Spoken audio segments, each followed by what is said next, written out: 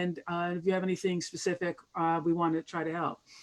So we thought we would sort of cut to the chase, and I would ask Vanessa and Joyce to specifically, what advice and guidance do you have for new faculty members?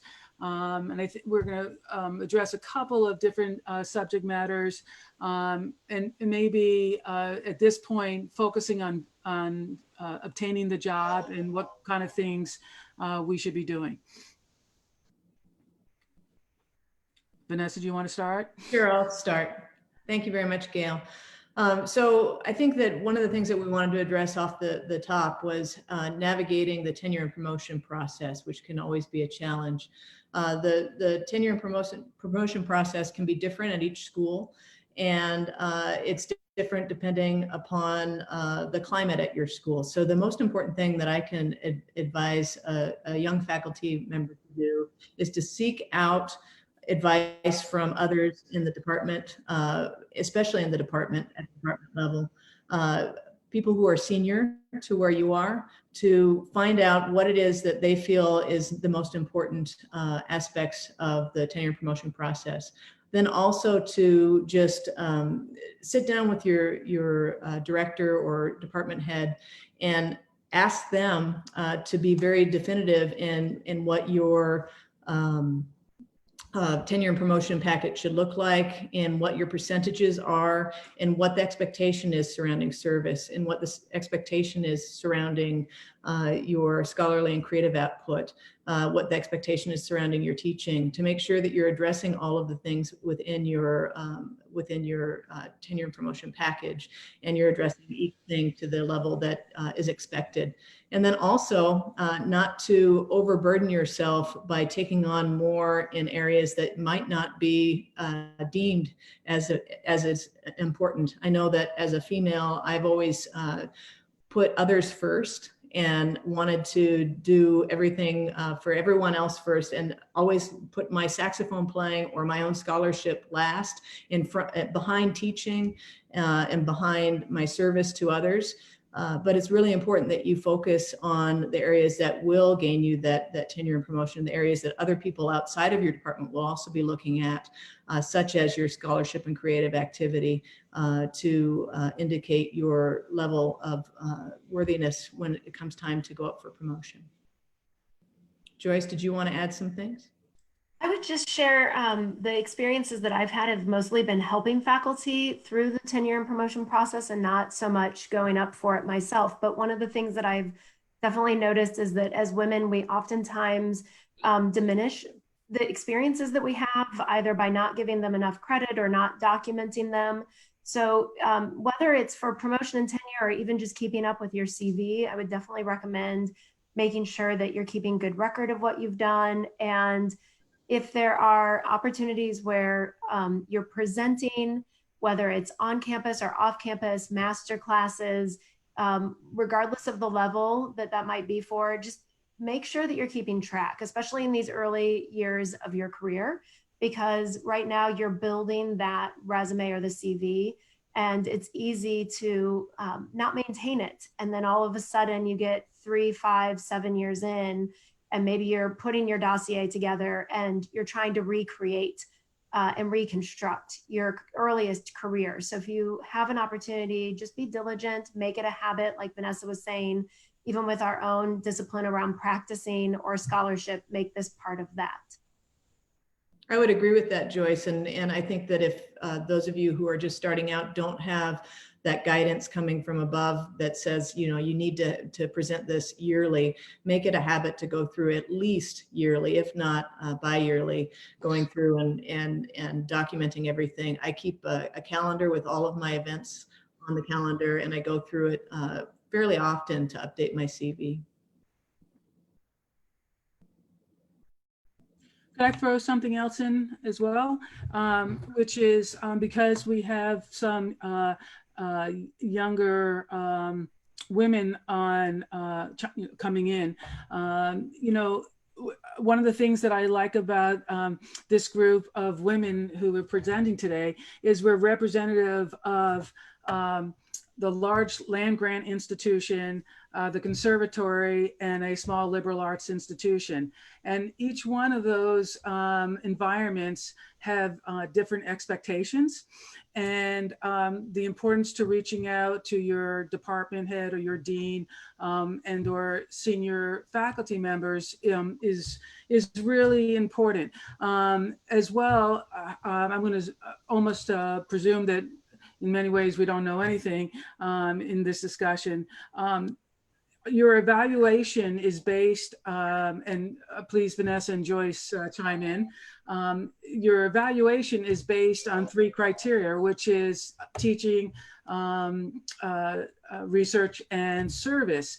And sometimes what is research counts under service, and how much service you do depends on where you are in your career. So those conversations are really important, and documentation of what you've been doing is really important. So I thought that was important for us to discuss, and sort of in parallel, also addressing adjuncts, which is certainly a different level of discussion. And Vanessa, Joyce, would you like to discuss that just a little bit as well? Sure. So I work at a school now where all of the faculty are more or less considered to be adjunct. So one of the things that ends up happening is that the contracts are written in such a way where even if there's a guarantee of employment over a multi-year period, the rate of pay is based on the number of hours of instruction. So one of the things that can be challenging, and we're facing all kinds of disruption right now that hopefully is a once in a lifetime experience for all of us, but definitely one of the things that we think about a lot when piecemealing this portfolio career together as an adjunct faculty is really understanding what is the optimal number of students to have if you're teaching privately, what are your obligations or even expectations for recruitment. So in the promotion and tenure process, there's obviously an expectation of a studio, but when you're considered full-time, that might be a combination of activities within a single school, whereas as an adjunct faculty, you might even be teaching at multiple schools. So I think a lot of this advice is really about understanding the landscape of the school that you're employed by, having conversations about expectations, and then also what are the opportunities for resources to help with recruitment? Are there going to be resources available through that school? Are you on your own in terms of recruiting?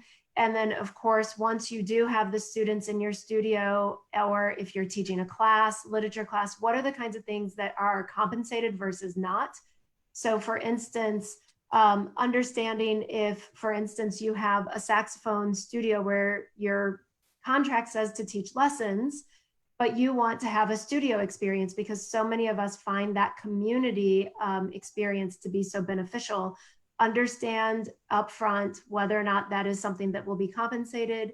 Are there a certain number of hours that could be, or is this going to simply be more on the service and volunteer side of things? So just little snippets of advice around that particular aspect of adjunct teaching. And I don't know, Vanessa, if you have more that you want to share.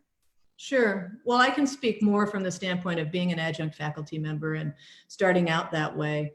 I taught at several different small schools, and I think that I always saw that as a place to build my resume and a place to continue to build my reputation so that I could possibly get a full-time teaching position someday. And so for those of you who might be thinking of your adjunct positions in that way, I encourage you to take on those extra things, also understanding whether they're going to be paid or not. That's an important aspect of it. But at the same time, I think that it's important to do the extra things, to go the extra mile, not to overburden yourself, but to go the extra mile with the thought that you're doing this for your career. It's not just for this time being. There are several people who may be out there who consider the adjunct teaching thing something that they're going to piece together they're in say a larger town, and they're going to piece that together for a long-term experience, and that's going to be their bread and butter. There may be some people out there who teach adjunct and do other things as their bread and butter, and those are two different kinds of experiences. But as far as I was concerned, I always wanted to make sure that I was doing the best job I could do under the circumstances, using my time wisely. But to treat the job as if it was a tenure track position, knowing that the positions that I was in were probably never going to turn into that, but by doing a great job, that the web of people within music is so closely related that it becomes really important that you leave an impression upon each person that you touch within your music career. So just thinking about that impression that you're leaving. And, along those lines, I would just add, Vanessa brought up really great points. And one is think about those experiences as they relate to your long-term goals. And so also the more that those early career experiences are really the stepping stones or the foundational blocks to building towards your long-term goals are really, really important to think about. Could you give some examples of those extra things? Some of them might be obvious, but some of those things that you've done. So some of the things that I did was, I didn't get, and I was very, the people that had hired me were very open that I was going to only be paid for my studio instruction, but I did have a saxophone studio class, and I did do quartets, even though quartets were not a part of my contract, just to build the studio and build camaraderie, to get the students out into other schools, to gain more notoriety for the schools that I was teaching at. Some of those types of things were really important. I went to the convocations, the other faculty recitals, those types of things to make myself more part of the community.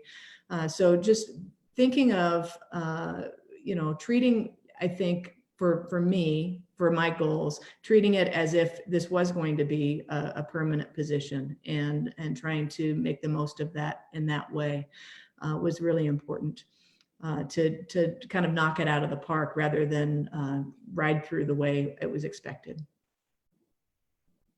And Vanessa, did you find doing that also helped expand just your own comfort with teaching and being able to address different types of pedagogical needs that then translate into feeling more confident when you went up for interviews in the future? Absolutely, because it broadened my base as far as what I was doing, and it also, made me more aware. Because part of what that meant was recruiting and going to solo and ensemble contests and treating it like I was wanting to get those students and doing some of those things that made me more confident in my recruiting as well. So and it made me more connected within the community. Mm.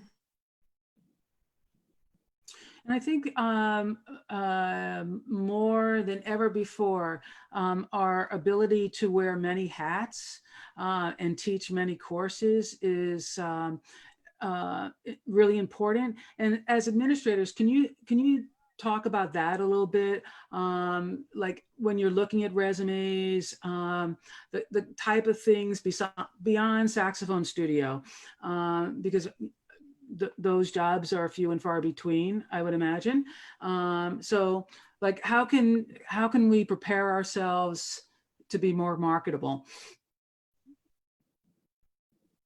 Well, I think you said something just right in your question, Gail, that we try to prepare ourselves to be marketable and to be willing. I think that's the main thing that I look at in resumes and in interviewing people is looking for their willingness to try things that maybe they haven't ever thought about teaching, but they'd be willing to dig in and go and try and make things happen for themselves. There are far and few jobs that are simply teaching saxophone and doing saxophone studio, and that's all you have to do. But the different things that go with the saxophone teaching, they can be a variety of things depending on the type of school that you're teaching at, or just the needs of that department. It can vary just depending on who leaves and who stays. So I think just trying to be a willing person. I mean, we all go to music school. We don't just go to saxophone school, right? And so having the willingness to investigate and to look and to try to teach outside of your comfort zone and make things happen is really crucial, I feel.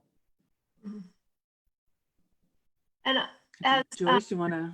Sure. Just thinking about, continuing to draw the parallels to both some of the early advice that Vanessa gave about how do you find that balance, but then now we're talking about expanding your role and expanding your experiences. And so, as women, I think there's a couple of things. One is think about, is there a particular way that because of who you are and what your unique experiences are and your passions, is that a guidepost for some of the ways that you could create some expansion? Whether that's the repertoire that you study or that you teach or the approach that you bring to the conversations. Also, the different types of opportunities that you can say yes to, knowing what you can handle. So just, it's always finding that balance. I also, just for those of you who might be doctoral students, I'm not sure exactly the group that's on the call today, but one of the things that has become really interesting over my 20 plus years of being in higher ed is that there's been this pendulum shift where at certain schools you are an assistantship, you have an assistantship and it's in one area. It might be in the saxophone studio, it might be in the wind ensemble program, but it really is like a very deep, concentrated experience that's specialized. And now, because of the way that jobs are actually getting written, if you look ahead at what's the marketplace and what are the opportunities that you have for a job, think about what kinds of skills or experiences might you acquire while you're still in college. And that might be even something like asking if you can come and shadow a musicology lecture and then even teaching one class on something that is relative to a unique passion that you have. So again, it's about building that portfolio of things, but also thinking about how do you diversify yourself without becoming so broad that you aren't capable of balancing everything that you need to be successful. And I completely agree with you, Joyce. You don't want to broaden yourself so much that you either don't specialize in something and that you don't have some really true shining skills. But at the same time, you do want to broaden your horizons. I think that everyone comes into a position at any given point with a certain number of skills that they do really well. My one encouragement, though, is to be willing to try something else if that's what's presented to you. Be the type of person who's willing to look into some other things and be able to adapt. Excellent. Excellent.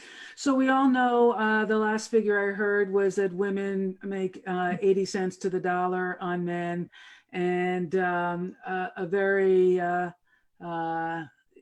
in recent years we've heard a common saying, which is know your value.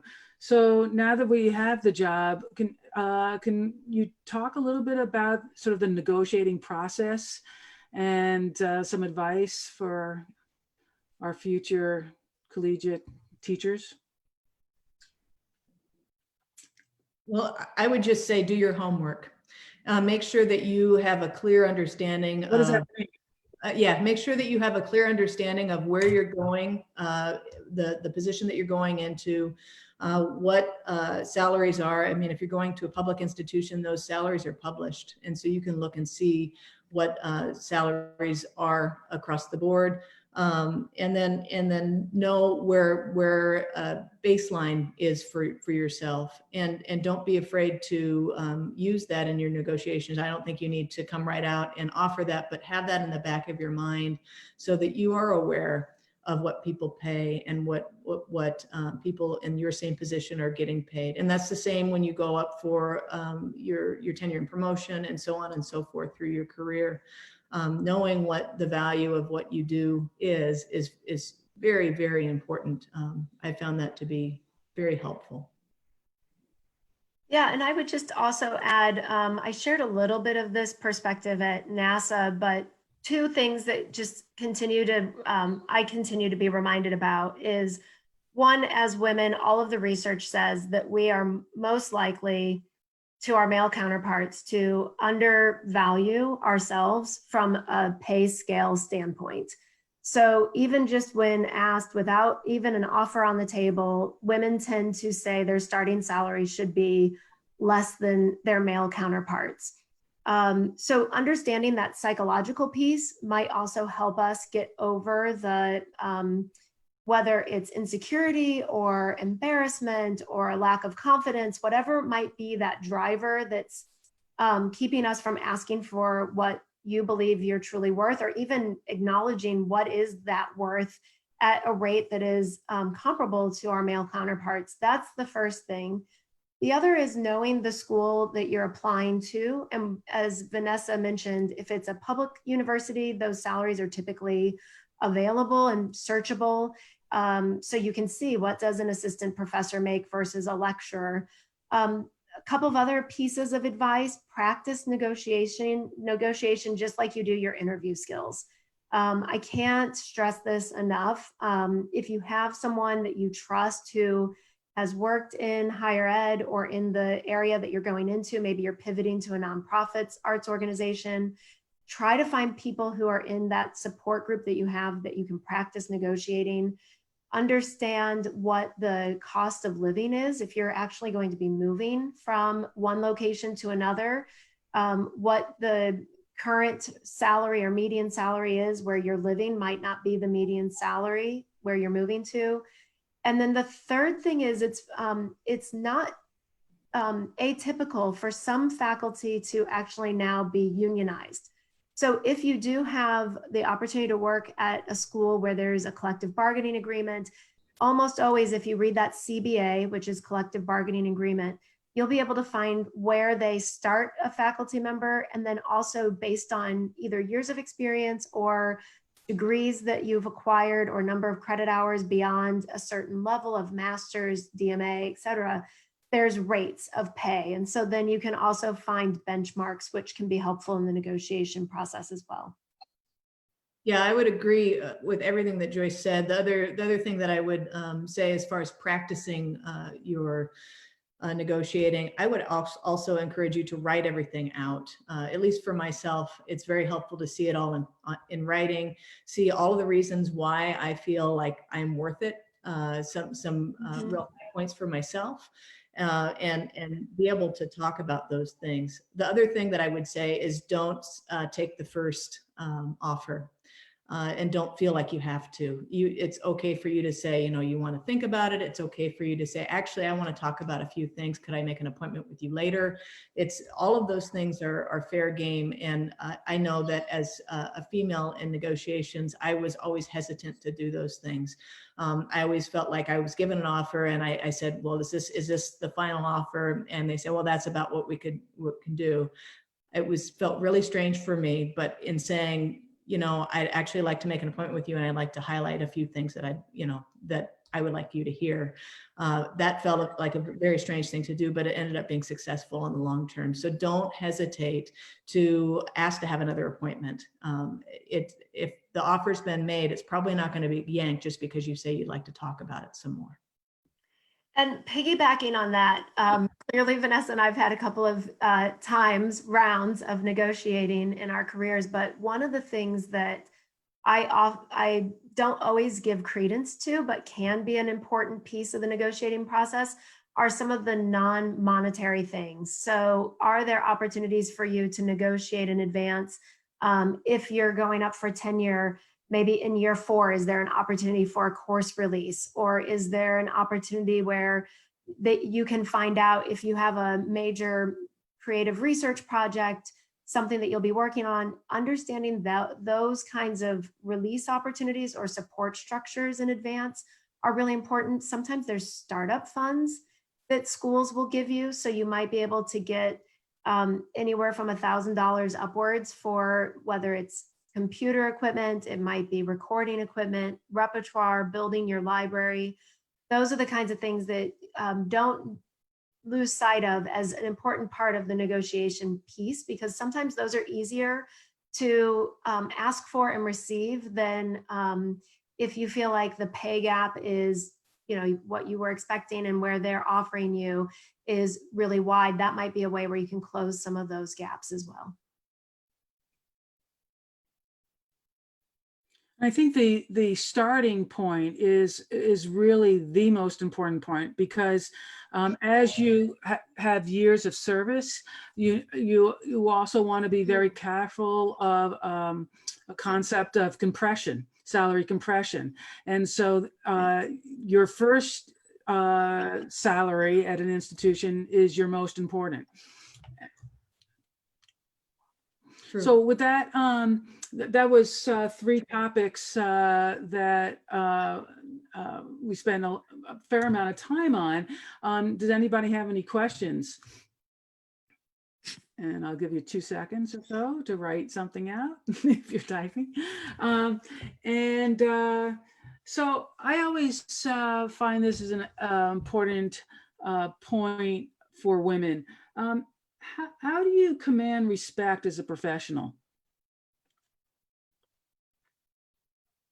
Well, if I can start, I would say the way to command respect as a professional, which is hard when you come into a career, you're young, you may be only a few years older than the seniors in your studio, but the way that you do that is with confidence and grace, and by seeking out other saxophonists to come in and give master classes and lectures, to continue to do your thing and try to make everyone just see that naturally and not try to be pushy about it. But what I found is over time with seeking out others to come in and almost verify what you do, you just have to sit back and let other people come in and teach, and 9 times out of 10 they're going to say things that you've said before. It's going to make students kind of go, huh, yeah, you know what, I think that she knows what she's talking about. And you just keep doing your thing and making it evident through that without being pushy about it.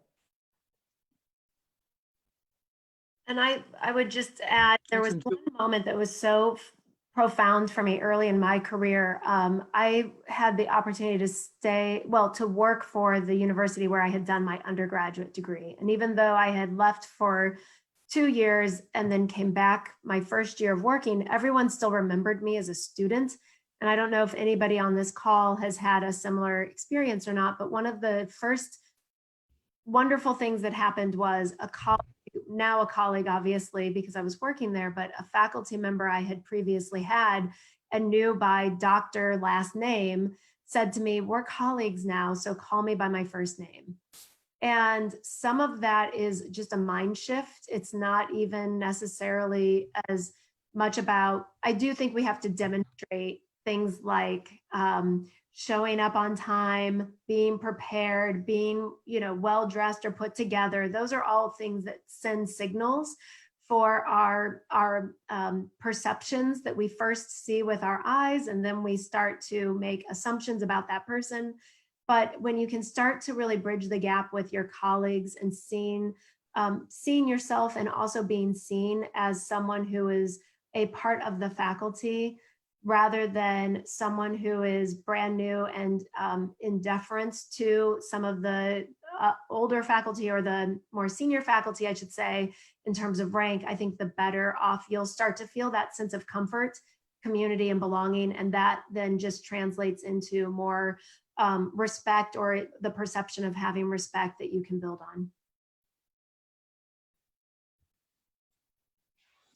Excellent, excellent. We kind of hit on the not taking it all and balancing a little bit, and I want to make sure that we have time to chat about mentorship. So can you both give me your views on that concept and ways in which you, not only personally but within your universities, align that with your new faculty? Sure. So personally, Joyce, you want to go first? Yeah, sure. There's a couple of things. One is, I didn't realize how important it was to have formal mentors. I was really fortunate in that For those of you who don't know, I did my undergraduate and my DMA with Deborah Richtmeyer at the University of Illinois.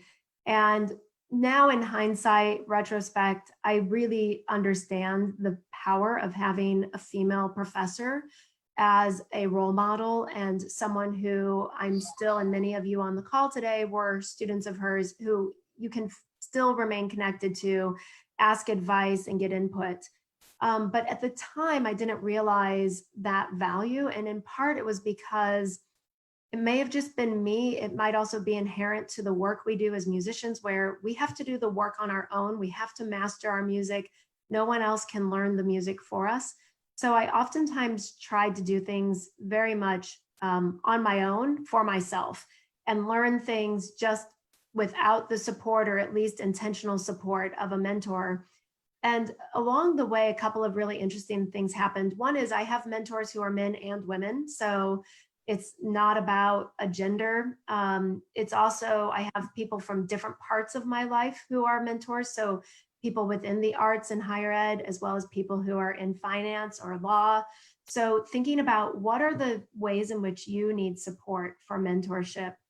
And if you can find it, and I know Vanessa is going to talk specifically about a few things that she has had experience with, but I was really fortunate in the last year that I was at Illinois being nominated and selected for a women's leadership and mentorship program, and being able to be in a room with women and be able to talk about the specific issues that we have in life and being able to be vulnerable and open to that without judgment, and knowing there was confidentiality around what was said, was really one of the most transformative experiences for me. And one of the reasons why I'm just so grateful to the NASA Committee on the Status of Women for inviting me to be a participant today. Yep, I think the things that Joyce said were very similar for me, in the sense that you know, Deborah was also my teacher, but also that I did not ever seek out other people to help me along the way. In fact, I think I may have even had a chip on my shoulder a little bit going through my development as a saxophonist, as a academic, just to strive straight ahead and strive for tone, as one of my very first mentors said to me. Just straight ahead and strive for tone. Don't worry about anyone else. And so I think that all along, I assumed that any encounter that I had that set me back as a female was simply an encounter that I had, and not anything that anyone else was experiencing. And so it wasn't until much later in my career, in fact, maybe just 4 or 5 years ago, I was asked to be on the American Council of Higher Education, the statewide women's mentorship group. And I joined that group, and through that group, I got involved with our university group, Athena, who at the time is a wonderful group of women, and I got to know a lot of them very well. And they were really wanting to have a women's mentorship program at the university for both faculty and staff. And so I got together with a few other women in Athena, and we developed this program. And we have a program now where there are 5 faculty and 5 staff partnerships with women who are looking for mentorship. And we've developed this to be just a wonderful experience, where we have group meetings, we have individual breakouts with the mentorship partnerships, and then we also have breakouts with just the mentors and the mentees, where they get to talk and discuss and kind of feel their way through the mentorship process together.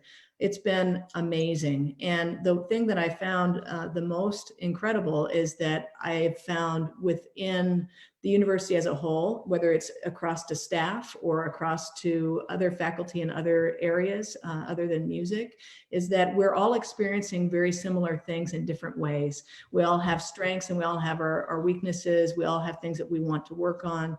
And I always saw myself as my own independent person, but now I'm becoming much more empathetic to others and much more understanding of my weaknesses is not necessarily a weakness, but an area that I can continually improve. And so I cannot advocate for people to find mentorship programs enough, or just to explore people that might seem unlikely as a mentor, but someone that you admire for some aspect of their professional or personal portfolio, if you will.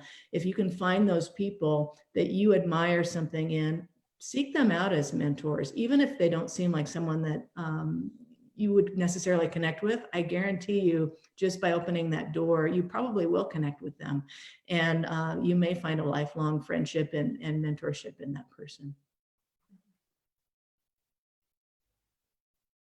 Absolutely.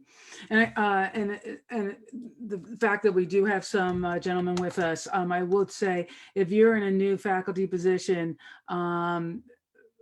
find out if there is a mentorship program within the university, because I guarantee you it is an excellent way for you to get out of your own little world and see what is happening cross campus, and navigate through the system a little bit. It's really, we have one at Susquehanna, and it's an outstanding experience. So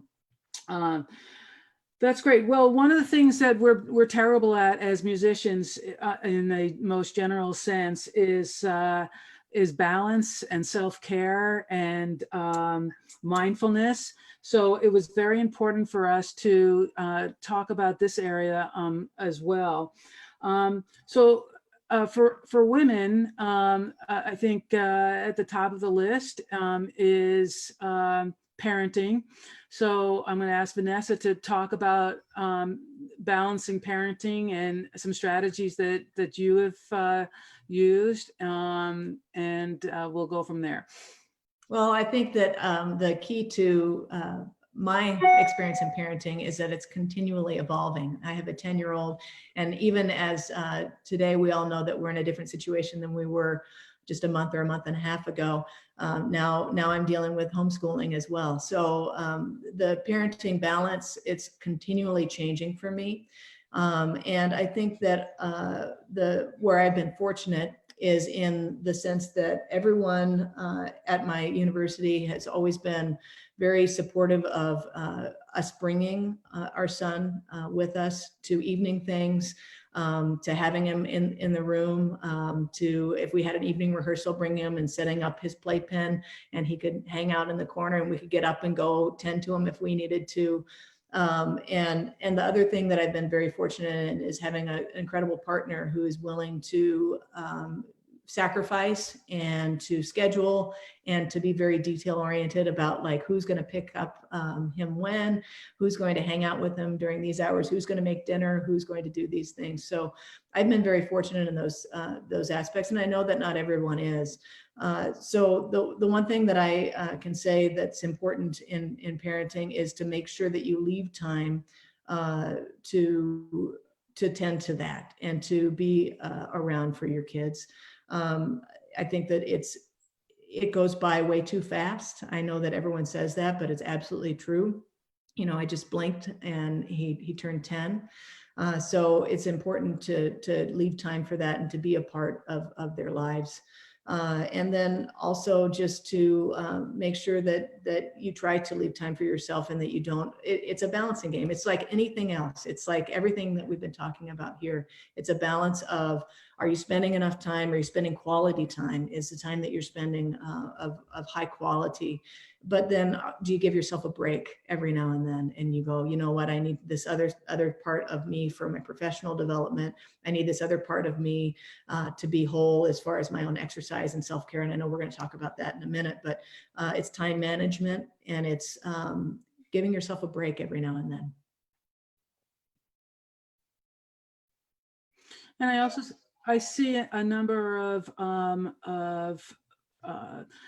women who are like Vanessa, married with children, and feel free if you would like to chime in with any additional insight. I think it would be a good time. Unfortunately, I can't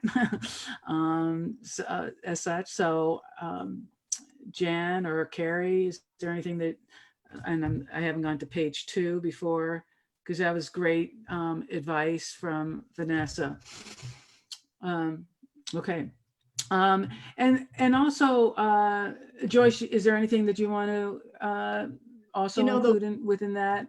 If I could add one more thing, Gail, that I did mention when we had our session at NASA, but the other thing that I would like to mention is that it is important to realize that you can have a child if that's what you really want in life. Don't feel like you have to wait. And I felt always that I had to wait. I had to wait until I got the job, and then I was going to wait until I got the college full-time job, and then I was going to wait until I got tenure. And then there was one point that I just decided, you know what, if I'm ever going to do this, I better do it. And I am so happy that I did. And it was late for me, but I can't imagine a better experience. So I don't think that it's impossible. It is possible with all the things that we all do as musicians, all the academics that we put ourselves through, all the hoops that we've jumped through in our lives. It's a hoop that's worth it if that's what you're interested in doing. So don't wait if you're interested. And I think we can also tie that to personal relationships as well. So Joyce, do you want to talk a little bit of on that line and some just basic recommendations on balancing that too is don't wait to a certain degree. Yeah, and I can say I'm terrible at this. My closest friends will tell you I am really bad about making time for the personal relationships, but I think that one is being aware of what you need and how do you get that rejuvenation. And so as much as I might not take the time, as much time or undistracted time as I would want to, and life just gets busier. Even being in isolation, life is busier and harder right now, I think, for many of us than it was when we had our normal routines. So I would just say, understand what it is that fills you up. You know, what are the things that are really important to you to be able to rejuvenate yourself? For me, some of that is making sure that even if it's through text messages and not even face-to-face visits, knowing who that support group is of friends and family all spread around the world and making sure that you stay in contact with them. That's been really important. And finding ways where you can be as intentional about scheduling your personal time as you are about your professional time. That I think without doing that, it's always going to become secondary, or it's going to be last and never actually realized. So make sure that that's something that you are able to take care of for yourself as well. Both of you have a lot of responsibility and people who need you, and both students and faculty and staff. Do you have sort of a do not contact rule? Is there a downtime? Is there, what do you give yourself? I wish I could. In this world of 24/7. Yeah, no, unfortunately for at least I can't speak for many of you, if you've found that way of creating some space and distance. I think depending on the day and depending on what is happening, it fluctuates. And sometimes one of my dearest friends is on this call, and I have taken trips and I've said, this is going to be the week, or these are going to be the days when I'm not going to be interrupted by work, and inevitably things are happening and you have to tend to them. So it's a constant negotiation of finding the balance. And I'll agree with that, Joyce. I feel the same way. I've tried a lot of different things to, turning my phone off at night, but you can't do that in the position that I'm in or that you're in, Joyce, or even as a faculty member. You just can't say, the students aren't important to me at this moment. You never know when something's going to happen and you have to tend to it. So I've tried to be better about, I have an Apple Watch, and I've tried to be better about, hooking that up to ring me in times that are important. So I'll get a text message or a phone call on that, but I'm not constantly checking my email. I've tried to let faculty and people know that I won't be checking my email regularly on the weekends, but I would check a text message or a phone call. So if someone really needs to get a hold of me, they know that that's how they need to get a hold of me if they want a response right away. So those are some of the ways that I've tried, but it's hard. And there are times, you know, that you're gone in the middle of your son's birthday, or you're having an anniversary dinner, and you have to be, you know, away from that for a second to take care of something, or just you're too busy and you can't connect with people for a little while. But yeah, it's a challenge, and it's a challenge that I'm continually trying to work on. It's a balance. Excellent. If I could just add one more thing, and for all of us, we have to find the way that we define our lives, and it's really important to know who you are and what you want. So even though we're here telling you these are things that we haven't necessarily been able to do, that doesn't mean that you might find ways within your life to do that. And if that's something that you need, I really encourage you to think about how to find it for yourself.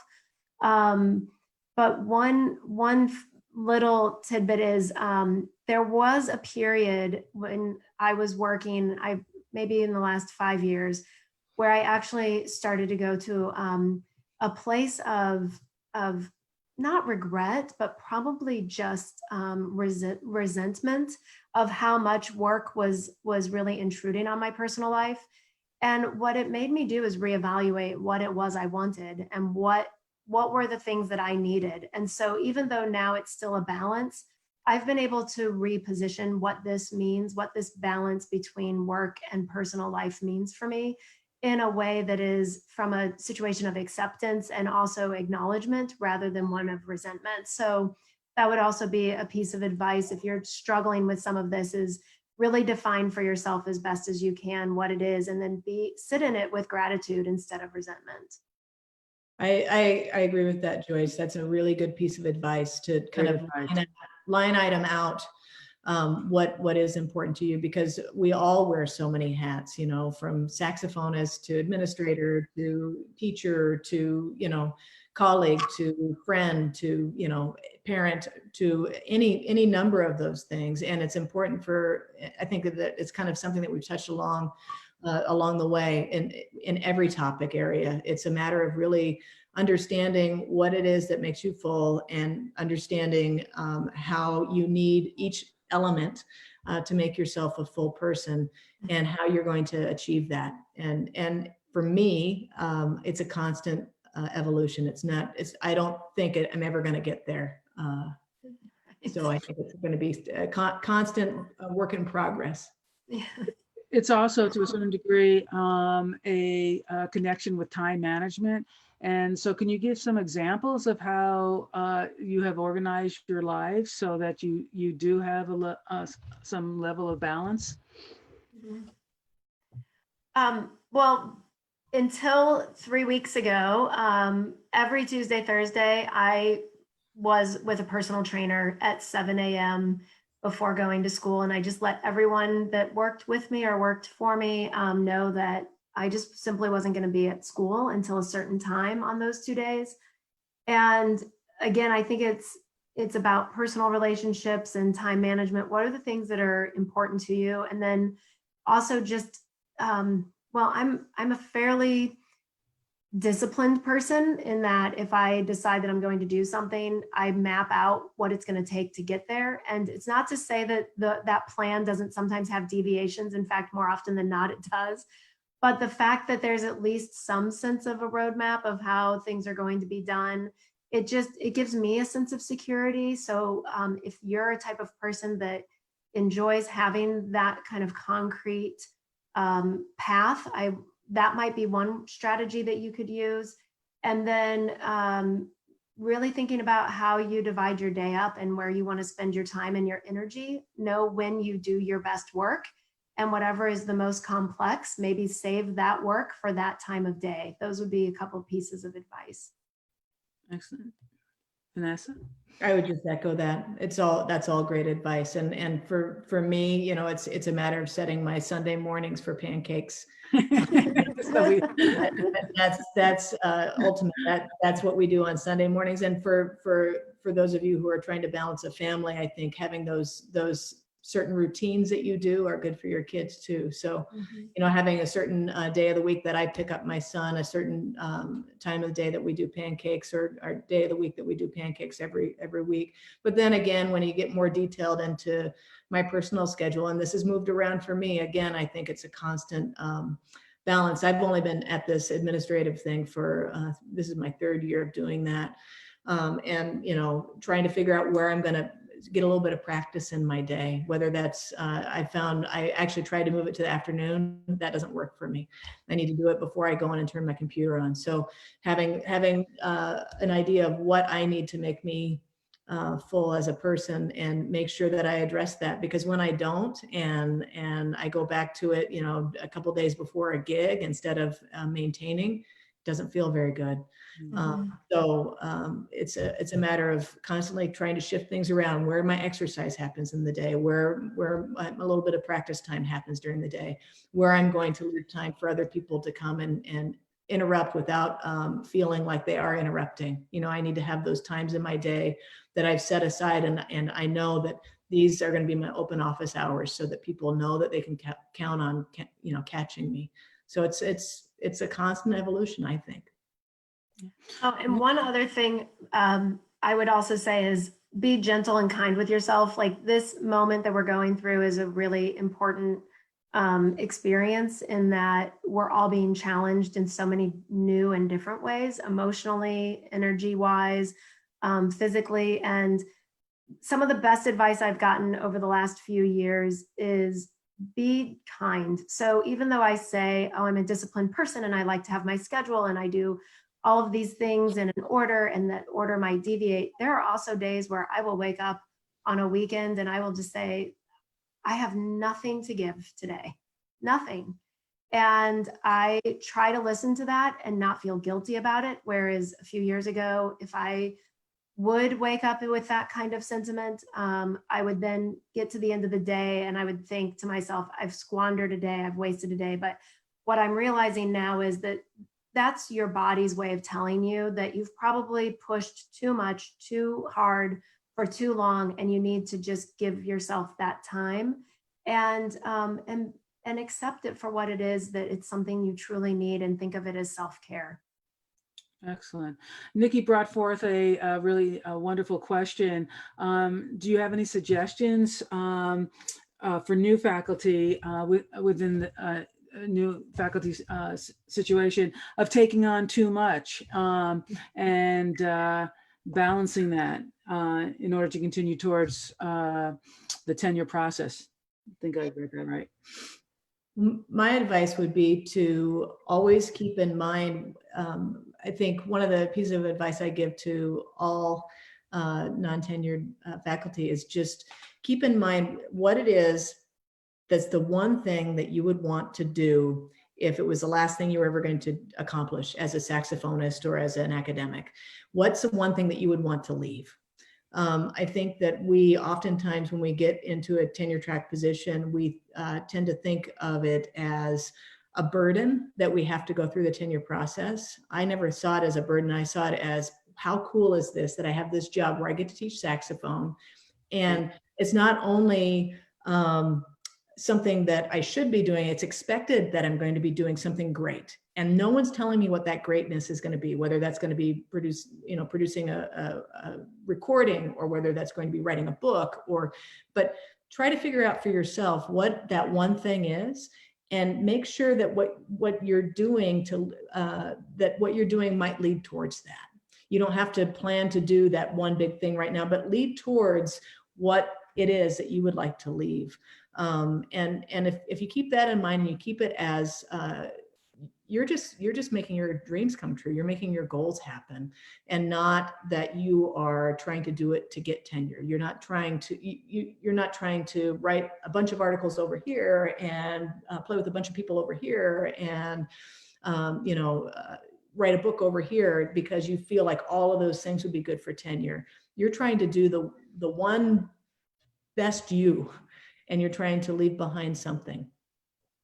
That's actually sort of leading to my last question was, what piece of advice would you give in the most global sense? You know, one piece of advice. So Joyce, if there was one piece of advice, what would you give new faculty and specifically women?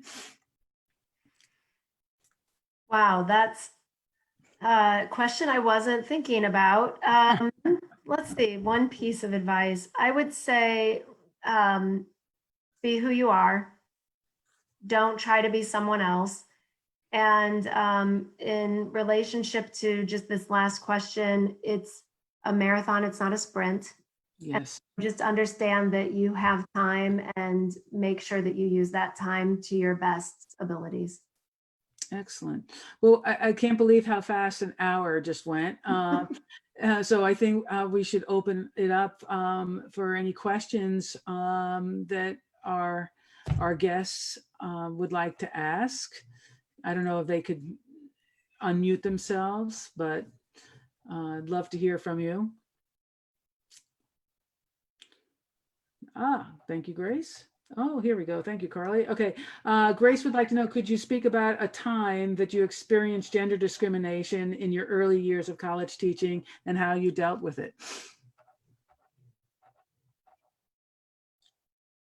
I'll start. I mean, well, I'm not sure it was so much discrimination as much as it was when we were talking about negotiation and contract. I was totally I mean, to a certain degree, discriminated, and it was like the easiest negotiation my department had ever had, and you know, was a person that I thought actually had my back. So I think it's part of our, to a certain degree, it's part of the system, and you have to always watch out for it. But I'm not sure that's really discrimination as such. But Vanessa, Joyce. I'm not sure if I would define anything that I experienced in my career as far as within my academic career as being discrimination necessarily. There were times that I didn't feel that I was heard, or that people didn't maybe respect what I was sharing as much. But I'm not sure whether that was gender or some sort of other type of discrimination. Again, I think that the key to dealing with all of that is to reflect upon the time that maybe someone didn't hear you in the way that you thought that you were trying to come across, and go back to the drawing board and pull it together as far as what it is that you do and what you know, and continue to present that in the best way possible. I think that that's going to ring true after a while. It does take a while to establish yourself as someone who commands respect, regardless of who you are, or what gender you are, or anything. So it just takes a while for people to understand that you come from a place of acceptance and a place of intelligence, and you have some things, you have experiences to share. So yeah, I'm not sure that I've had an experience directly of gender discrimination in the workplace. Right.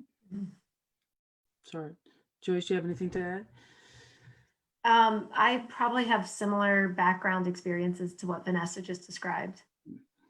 And Carly has a question. What do you consider to be some important aspects of cultivating an online presence when applying for jobs and starting out in academia?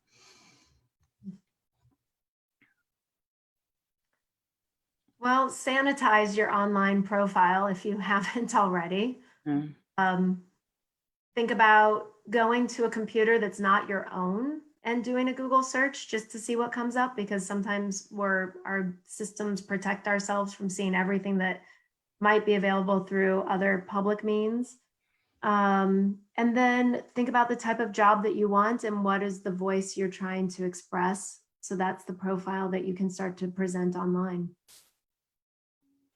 And I think that that includes Facebook, Absolutely. right? Good. All right. Well, I don't see any other questions. Thank you so much, Vanessa and Joyce, for sharing your knowledge with us. And I hope to all that have attended that it was helpful.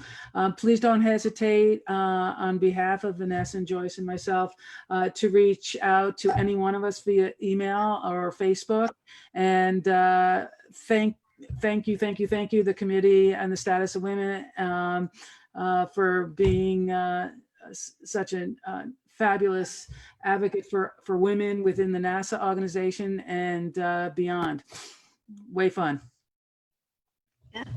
Thank you. Thank you, everyone. Thanks.